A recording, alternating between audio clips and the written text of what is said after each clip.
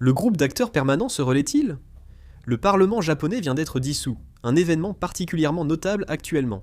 C'est la première fois en 60 ans, depuis 1966, que la Chambre des représentants est dissoute à la date de convocation de la session ordinaire de la Diète. Et depuis que la date de convocation de la session ordinaire a été déplacée en janvier, en 1992, c'est la toute première fois que cela se produit. Après la dissolution, le calendrier électoral est serré. L'élection de la Chambre des représentants sera proclamée le 27, et le vote aura lieu le 8 février, soit seulement 16 jours après la dissolution de la Chambre. C'est la période électorale la plus courte au Japon depuis la Seconde Guerre mondiale.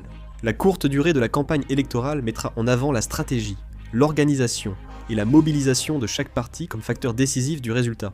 On prévoit que cette élection se déroulera en faveur du Premier ministre Kaichi.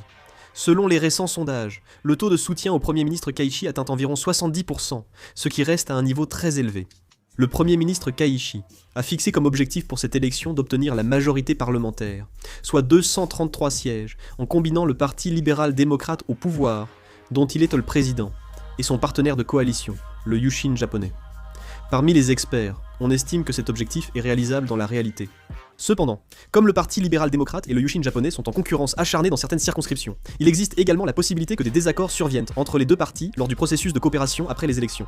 Pour faire face à la popularité écrasante du Premier ministre Kaichi, l'opposition a vu le principal parti d'opposition, le Parti démocrate constitutionnel, s'allier avec le troisième parti d'opposition, le Komeito, pour former un nouveau parti, l'Union réformiste centriste. Cependant, comme la cote de popularité du Premier ministre Kaichi est très élevée et que la majorité au pouvoir est puissante, il reste incertain que l'Union réformiste centriste puisse obtenir un nombre significatif de sièges lors des élections. Les enjeux majeurs, hausse des prix et stabilité économique. Alors qu'au Japon, les discussions sur la réduction de la taxe à la consommation sont très actives. Dans le même temps, les inquiétudes concernant la détérioration des finances publiques se répandent, entraînant une hausse des taux d'intérêt à long terme. L'attention se porte aussi sur le financement proposé et la faisabilité des politiques de chaque parti. L'équilibre entre la relance économique à court terme et la solidité budgétaire à long terme devrait être un critère de jugement pour les citoyens lors de cette élection. L'ensemble de la classe politique japonaise devrait connaître, à travers cette élection, un tournant majeur dans la redéfinition des politiques économiques et des stratégies diplomatiques à venir, ainsi que dans l'équilibre des forces entre le parti au pouvoir et l'opposition.